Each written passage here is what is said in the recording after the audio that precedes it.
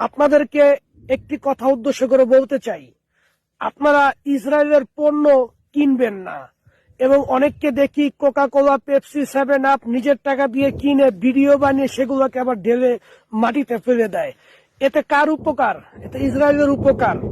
আপনাদের সবচাইতে অতি উত্তম কাজ হচ্ছে, যেই দোকানদাররা ইসরায়েলি পণ্য কিনবে, আমেরিকান পণ্য কিনবে, এই ধরনের দোকানদারকে আমরা মুসলিমের শত্রু হিসেবে গণ্য করব এবং এদের এই অপরাধের কারণে তাদেরকে আমরা তো মুসলমান, আমরা ইসরায়েলের সেনাবাহিনীর সাথে যুদ্ধ করার জন্য প্রস্তুত, কিন্তু আমাদের হয়তোবা অনেক অর্থ নেই, বা আমাদের হয়তোবা মানসিক চাপ বা রাষ্ট্রীয় চাপের কারণে আমরা যেতে পারছি না, কিন্তু তাদেরকে তো আমরা পিটাতে পারবো না।